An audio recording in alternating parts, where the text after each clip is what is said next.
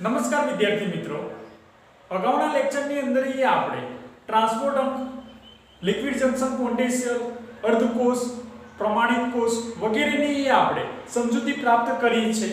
Next આપણે ટોપિકની અંદર આપણે વાત કરીએ કે કોષનો સાંકેતિક નિરૂપણ આપણે કઈ રીતે કરી શકીએ છીએ.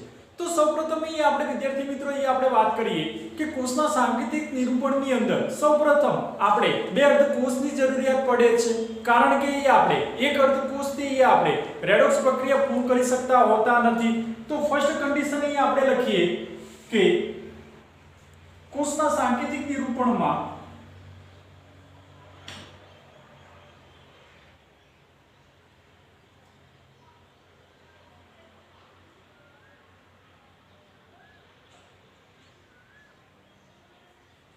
સૌપ્રથમ બે અર્ધકોષની જરૂરિયાત પડે છે.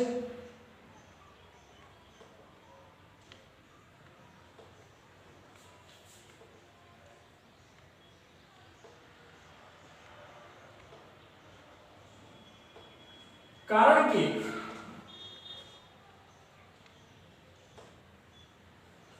એક અર્ધકોષથી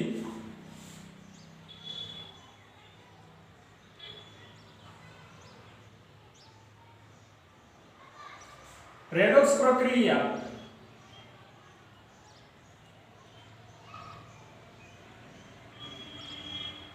પૂર્ણ થતી નથી. તો ફર્સ્ટ કન્ડિશનની અંદર આપણે વાત કરીએ છીએ કે કોષના સાંકેતિક નિરૂપણની અંદર સૌપ્રથમ આપણે બે અર્ધકોષની જરૂરિયાત પડે છે, કારણ કે આપણે એક અર્ધકોષથી આપણે રેડોક્સ પ્રક્રિયા પૂર્ણ કરી શકતા હોતા નથી.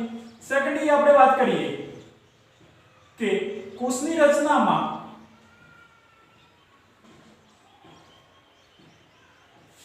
જો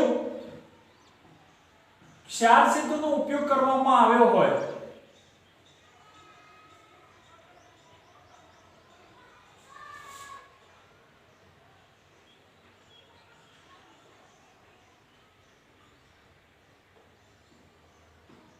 તો બે વર્ટિકલ લાઈન વડે આપણે દર્શાવી શકીએ છીએ.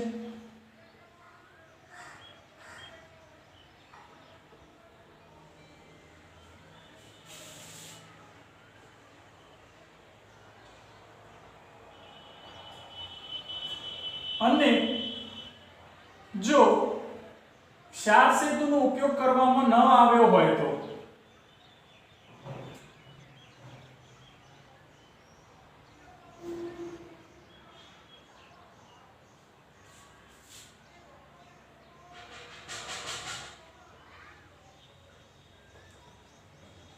એક વર્ટિકલ લાઈન વડે દર્શાવી શકાય.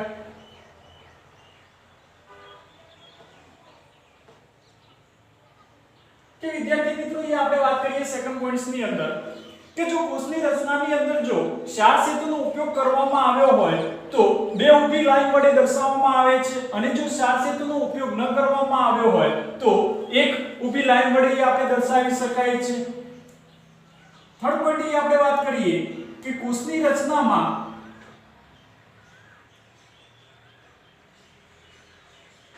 એનોડને હંમેશા ડાબી બાજુ અને કેથોડને હંમેશા જમણી બાજુ લખવામાં આવે છે.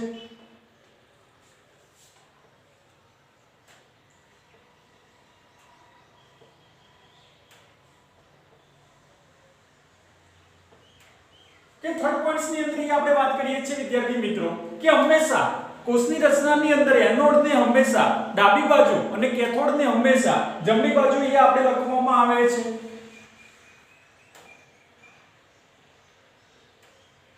કોષની રચનામાં દ્રાવણની સાંદ્રતા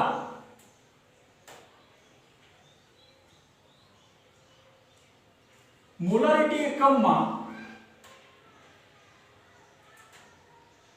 એટલે કે કેપિટલ M ક્ષારના આયનના સૂત્ર પછી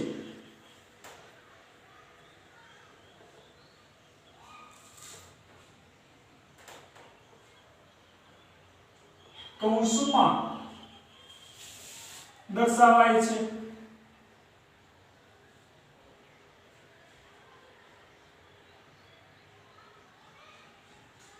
કે ફોર્થ પોઈન્ટ ની અંદર આપણે વાત કરી છે કે જે સાંદ્રતા જે છે દ્રાવણની એ મોલારિટી એકમમાં આપણે ક્ષારના આયનના સૂત્ર પછી આપણે બ્રેકેટ એટલે કે કૌંસની અંદર આપણે દર્શાવી શકીએ છીએ અને લાસ્ટ પોઈન્ટ વાત કરીએ કે જો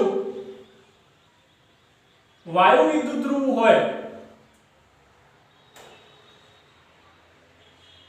તો તેનું દબાણ 12 એકમમાં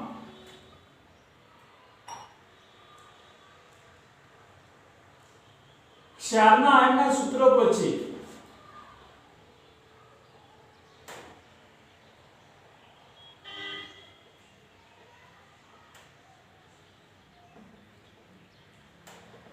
કૌંસમાં દર્શાવાય છે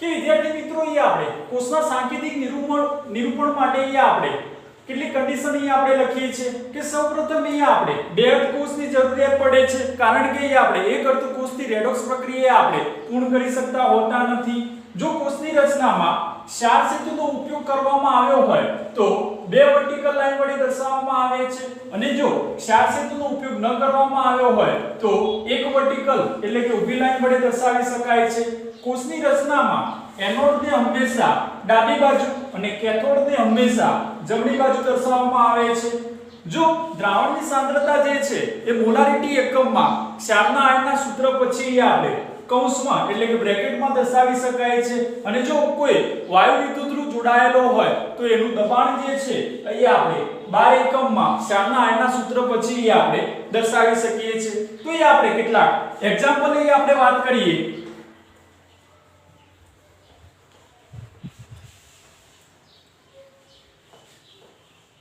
તો અહીં આપણે સૌપ્રથમ આપણે અગાઉના લેક્ચરની અંદર આપણે વિદ્યુત રાસાયણિક કોષ અથવા તો ડેનિયલ કોષની અંદર આપણે વાત કરી છે કે ડેનિયલ કોષની અંદર ઝિંક વિદ્યુત ધ્રુવ જે છે એ એનોડ તરીકે વર્ક કરે છે અને કોપર વિદ્યુત ધ્રુવ જે છે એ કેથોડ તરીકે વર્ક કરે છે તો એના માટે આપણે સાંકેતિક નિરૂપણ આપણે લખવું છે તો આપણે આ રીતે આપણે લખી શકીએ છીએ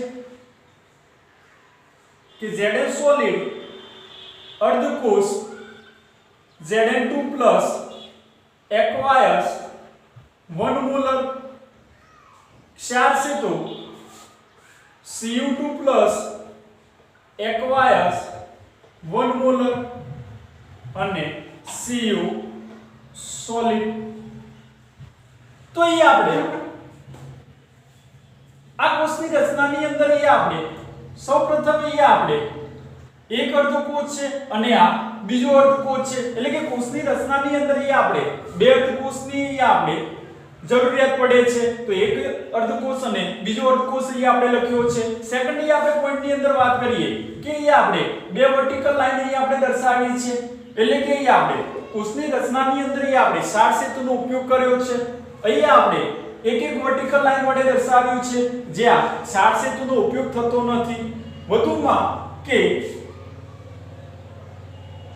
ક્ષાર સેતુની ડાબી બાજુ આ જે છે ક્ષાર સેતુ છે તો ક્ષાર સેતુની ડાબી બાજુ હંમેશા એનોડ લખવામાં આવે છે અને ક્ષાર સેતુની જમણી બાજુ હંમેશા કેથોડ લખવામાં આવે છે એનોડ કે જેની ઉપર ઓક્સિડેશન પ્રક્રિયા થાય છે અને કેથોડ કે જેની ઉપર હંમેશા રિડક્શન પ્રક્રિયા થાય છે તો એનોડને હંમેશા ડાબી બાજુ અને કેથોડને હંમેશા જમણી બાજુ દર્શાવવામાં આવે છે વધુમાં કે દ્રાવણની જે સાંદ્રતા જે છે અહીં આપણે મોલારિટી એકમમાં ક્ષારના આયનના સૂત્ર પછી અહીં આપણે કૌંસમાં દર્શાવવામાં આવે છે ઓકે સેકન્ડલી આપણે એક્ઝામ્પલ અહીં આપણે વાત કરીએ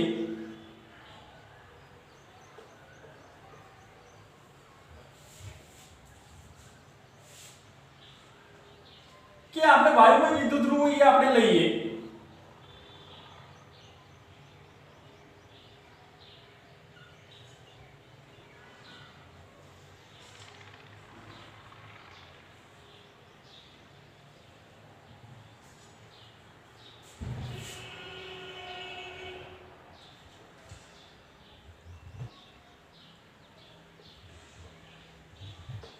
કે અહીંયા આપણે બે અર્ધકોષની આપણે રચના કરવામાં આવી છે. અહીંયા આપણે સાર સેતુ દર્શાવ્યો છે. સાર સેતુની હંમેશા ડાબી બાજુ જે છે અહીંયા આ એનોડ છે અને આ કેથોડ છે.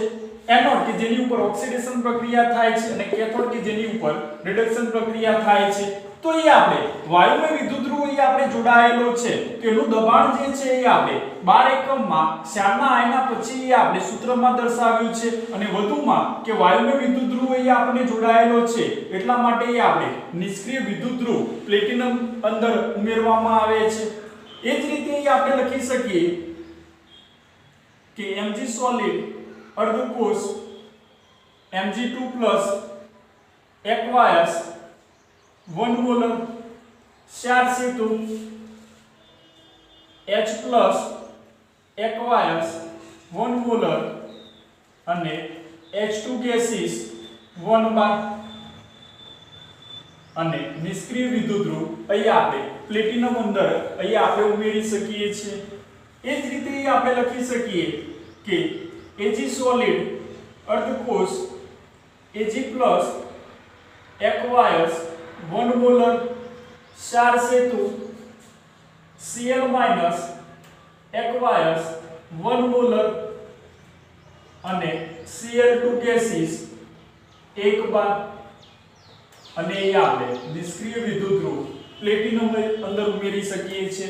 તો વિદ્યાર્થી મિત્રો અહીંયા આપણે કોષના સાંકેતિક નિરૂપણ વિશે આપણે સમજૂતી પ્રાપ્ત કરી છે. નેક્સ્ટ આપણે વાત કરીએ પ્રમાણિત હાઇડ્રોજન વાયુ વિદ્યુતધ્રુવ.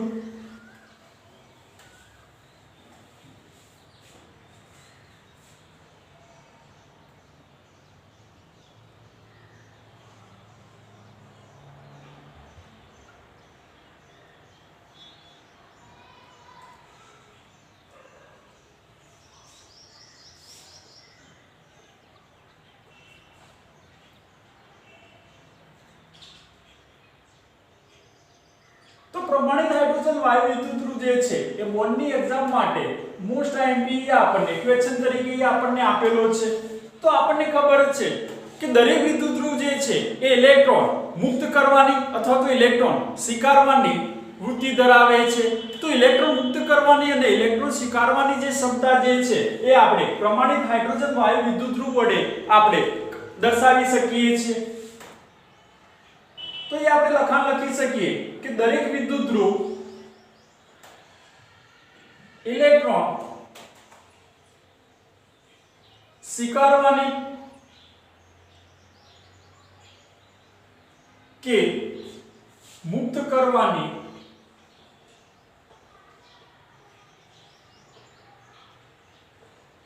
વૃત્તિની સાપેક્ષ તીવ્રતા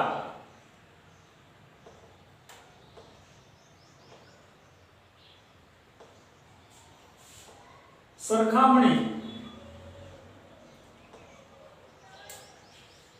પ્રમાણિત હાઇડ્રોજન વાયુ વિદ્યુતધ્રુવ વડે દર્શાવી શકાય છે.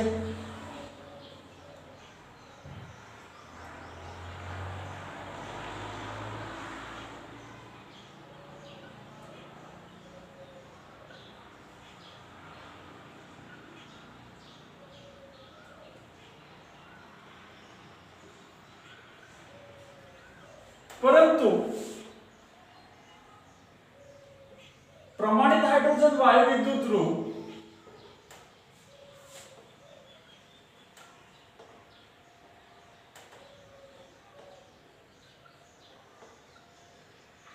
બીજા ધ્રુવના સંદર્ભમાં કાર્ય કરે છે.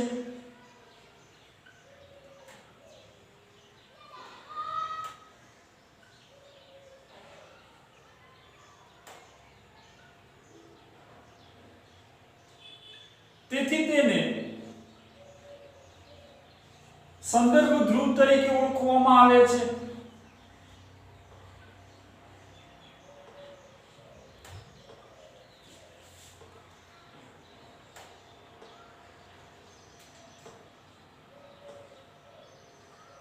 તો વિદ્યાર્થી મિત્રો એ આપણે વાત કરી કે દરેક જે વિદ્યુતધ્રુવ જે છે એ ઇલેક્ટ્રોન ગુમાવવાની કે ઇલેક્ટ્રોન મેળવવાની તીવ્રતા ધરાવે છે। આ ઇલેક્ટ્રોન ગુમાવવાની કે ઇલેક્ટ્રોન મેળવવાની જે વૃત્તિની સાપેક્ષ તીવ્રતાની જે સરખામણી છે એ આપણે પ્રમાણિત હાઇડ્રોજન વિદ્યુત ધ્રુવ વડે આપણે દર્શાવી શકીએ છીએ। પરંતુ પ્રમાણિત હાઇડ્રોજન વાયુ વિદ્યુત ધ્રુવ જે છે એ બીજા ધ્રુવના સંદર્ભમાં કાર્ય કરે છે, તેથી તેને આપણે સંદર્ભ ધ્રુવ એટલે કે રેફરન્સ ઇલેક્ટ્રોડ તરીકે પણ અહીંયા આપણે ઓળખી શકીએ છીએ। તો પ્રમાણિત હાઇડ્રોજન વાયુ વિદ્યુત ધ્રુવ જે છે એ સંદર્ભ ધ્રુવ તરીકે આપણે ઓળખવામાં આવે છે, પરંતુ એની અમુક અહીંયા આપણે લિમિટેશન અહીંયા આપણને આપેલી છે, એટલે કે મર્યાદાઓ છે કે પ્રમાણિત હાઇડ્રોજન વાયુ વિદ્યુત ધ્રુવને અહીંયા આપણે 298 કેલ્વિન તાપમાને અને 1 બાર દબાણે એને મેન્ટેન કરવો ખૂબ જ મુશ્કેલ હોય છે, તેથી આપણે સંદર્ભ ધ્રુવ તરીકે અહીંયા આપણે પ્રમાણિત હાઇડ્રોજન વાયુ વિદ્યુત ધ્રુવની કમ્પેરમાં અહીંયા આપણે બીજો અહીંયા આપણે સંદર્ભ ધ્રુવ તરીકે આપણે ઉપયોગ કરીએ છીએ, જેને આપણે કેલોમલ સંદર્ભ ધ્રુવ તરીકે આપણે ઓળખી શકીએ છીએ। કે કેલોમલ જે સંદર્ભ ધ્રુવ જે છે એ Ag2Cl2 નો બનેલો છે, કે જેની અંદર અહીંયા આપણે પેસ્ટ એટલે કે જે લુગડી છે એ આપણે KCl ની અંદર આપણે ભરવામાં આવે છે, જે આપણે આ થિયરી પછી આપણે કેલોમલ સંદર્ભ ધ્રુવ વિશે આપણે વધુ વિસ્તૃતમાં આપણે સમજૂતી પ્રાપ્ત કરીશું। તો એ આપણે ખાલી હાલ પૂરતી આપણે ચર્ચા કરીએ છીએ કે પ્રમાણિત હાઇડ્રોજન વાયુ વિદ્યુત ધ્રુવ જે છે કે જેને આપણે સંદર્ભ ધ્રુવ તરીકે આપણે ઓળખવામાં આવે છે, પરંતુ એની આપણને લિમિટેશન આપણને આપેલી છે કે 298 કેલ્વિન તાપમાને એને આપણે મેન્ટેન કરવો ખૂબ જ મુશ્કેલ હોય છે, તેથી આપણે પ્રમાણિત હાઇડ્રોજન વાયુ વિદ્યુત ધ્રુવની કમ્પેરમાં આપણે બીજો આપણે સંદર્ભ ધ્રુવ તરીકે આપણે લઈએ છીએ, જેને આપણે કેલોમલ સંદર્ભ ધ્રુવ તરીકે આપણે ઓળખીએ છીએ, કે જે Ag2Cl2 નો બનેલો હોય છે, કે જેની અંદર આપણે પેસ્ટ એટલે કે લુગદી જે છે એ KCl ની ભરવામાં આવે છે। તો એ આપણે થિયરીની અંદર આપણે આગળ વાત કરીએ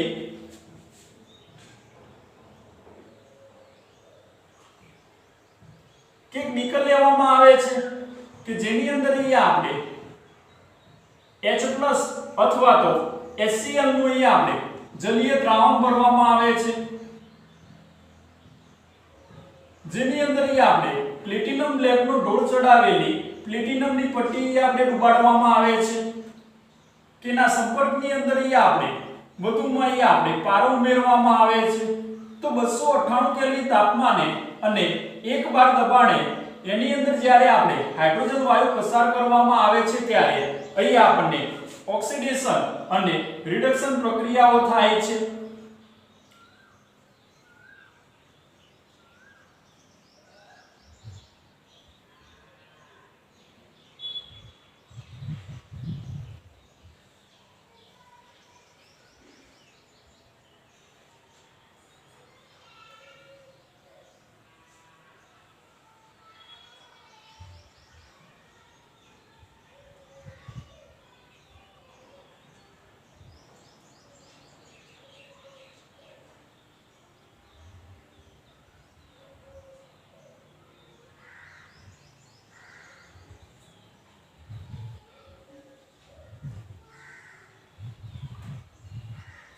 કે આની અંદર આપણે 1 મોલર H+ અથવા HCl નું આપણે જલીય દ્રાવણ લેવામાં આવે છે, તો એ આપણે લખાણ લખી શકીએ કે આકૃતિમાં દર્શાવ્યા પ્રમાણે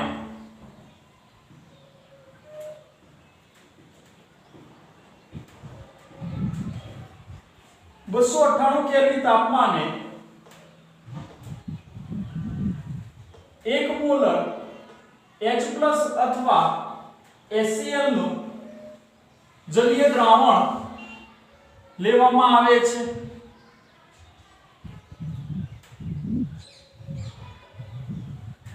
તેમાં પ્લેટિનમ બ્લેકનો ઢોળ ચડાવેલી પ્લેટિનમની પટ્ટી ડુબાડવામાં આવે છે।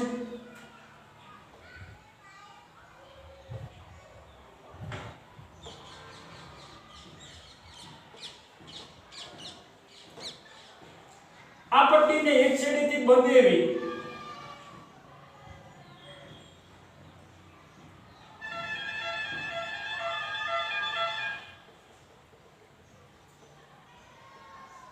પ્લેટિનમ તારના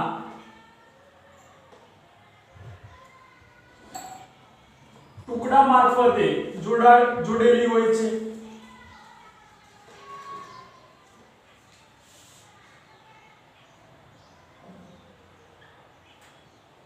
તેના સંપર્કમાં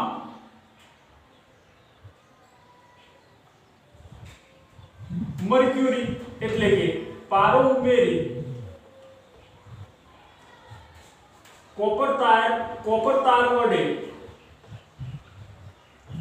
બાહ્ય જોડાણ કરવામાં આવે છે.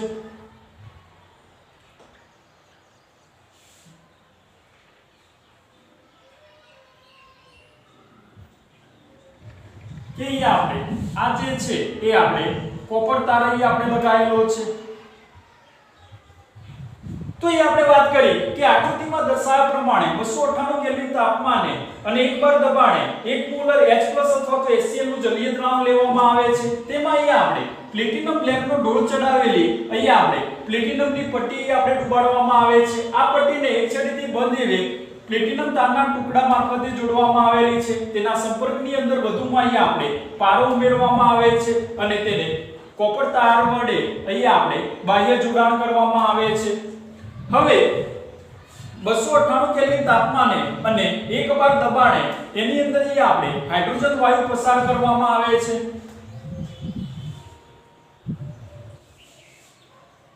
તો નેક્સ્ટ પોઈન્ટ અહીં આપણે લખી શકીએ કે હવે 298 કેલ્વિન તાપમાને અને 1 બાર દબાણે હાઇડ્રોજન વાયુ પસાર કરવામાં આવે છે.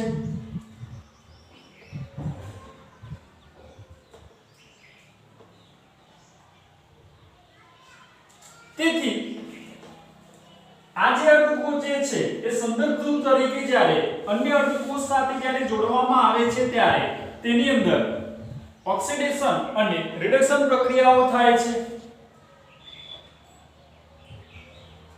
આ અર્ધકોષ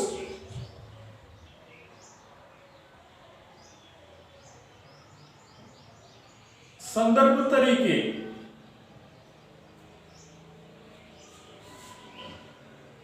અન્ય અર્ધકોષ સાથે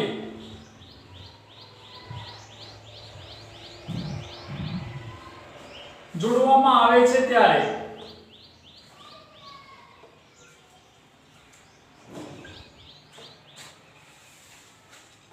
તેમાં ઓક્સિડેશન અને રિડક્શન પ્રક્રિયાઓ થાય છે.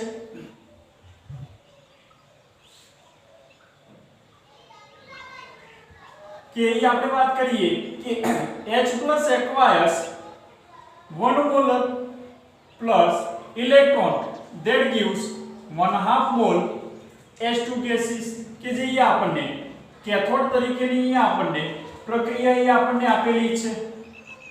એ જ રીતે અહીં આપણે એનોડ પરની પ્રક્રિયા અહીં આપણે લખીએ તો 1/2 H2 gases that gives H+ aqueous 1 molar plus electron. તો કેથોડ કે જેની ઉપર રિડક્શન પ્રક્રિયા થાય છે અને એનોડ કે જેની ઉપર ઓક્સિડેશન પ્રક્રિયા થાય છે. આથી પ્રમાણિત હાઇડ્રોજન વાયુ વિદ્યુત ધ્રુવ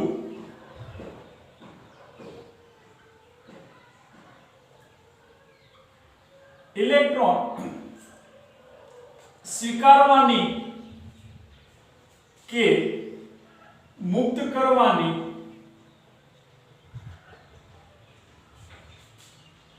વૃત્તિ ધરાવે છે.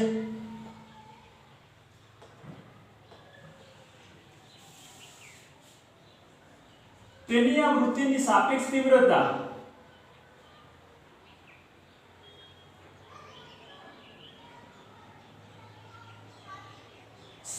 તીવ્રતા દરેક તાપમાને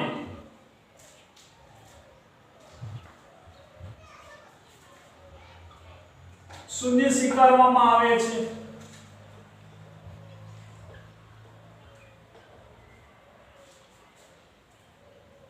કે કે વિદ્યાર્થી મિત્રો અહીં આપણે મેઈન પોઈન્ટ આપણે યાદ રાખવો છે કે પ્રમાણિત હાઇડ્રોજન વાયુ વિદ્યુત ધ્રુવ જે છે એ ઇલેક્ટ્રોન મુક્ત કરવાની કે ઇલેક્ટ્રોન સ્વીકારવાની ક્ષમતા ધરાવે છે.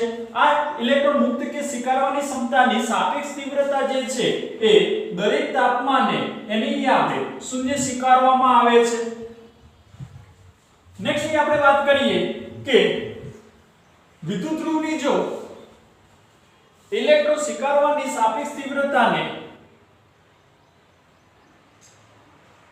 વિદ્યુત ધ્રુવની ઇલેક્ટ્રોન સ્વીકારવાની સાપેક્ષ તીવ્રતાને રિડક્શન પોટેન્શિયલ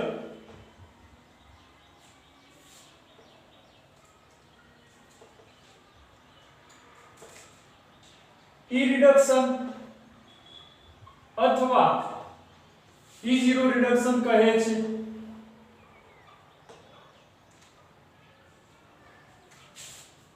જ્યારે વિદ્યુત ધ્રુવની ઇલેક્ટ્રોન મુક્ત કરવાની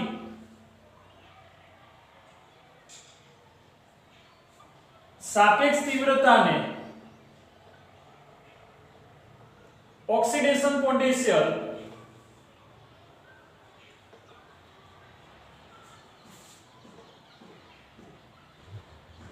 E ઓક્સિડેશન અથવા E0 ઓક્સિડેશન કહે છે.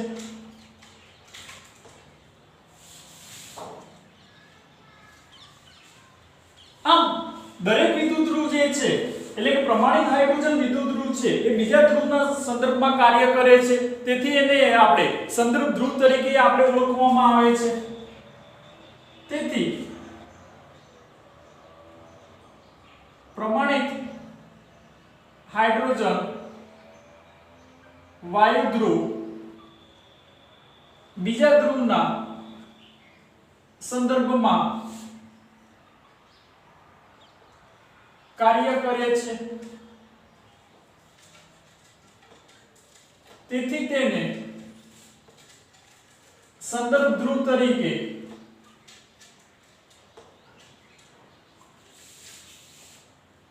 ઓળખવામાં આવે છે. તો વિદ્યુત ધ્રુવની ઇલેક્ટ્રોન મુક્ત કરવાની જે તીવ્રતા છે કે જેને આપણે ઓક્સિડેશન પોટેન્શિયલ તરીકે ઓળખવામાં આવે છે અને ઇલેક્ટ્રોન સ્વીકારવાની જે તીવ્રતા છે જેને આપણે રિડક્શન પોટેન્શિયલ તરીકે ઓળખવામાં આવે છે. તો અહીં આપણે વાત કરીએ કે દાખલા તરીકે ડેનિયલ કોષ જે છે કે ડેનિયલ કોષની અંદર ઝિંક વિદ્યુત ધ્રુવ જે છે કે ઇલેક્ટ્રોન ગુમાવે છે એટલે કે ઇલેક્ટ્રોન મુક્ત કરે છે. તેથી એને આપણે એનોડ તરીકે ઓળખવામાં આવે છે. અને કોપર વિદ્યુત ધ્રુવ જે છે કે ઇલેક્ટ્રોન સ્વીકારે છે તેથી એને આપણે રિડક્શન તરીકે આપણે એટલે કે કેથોડ તરીકે ઓળખવામાં આવે છે. દાખલા તરીકે આપણે વાત કરીએ કે ડેનિયલ કોષમાં ઝિંક વિદ્યુત ધ્રુવ એનોડ તરીકે જ્યારે કોપર વિદ્યુત ધ્રુવ કેથોડ તરીકે વર્તે છે.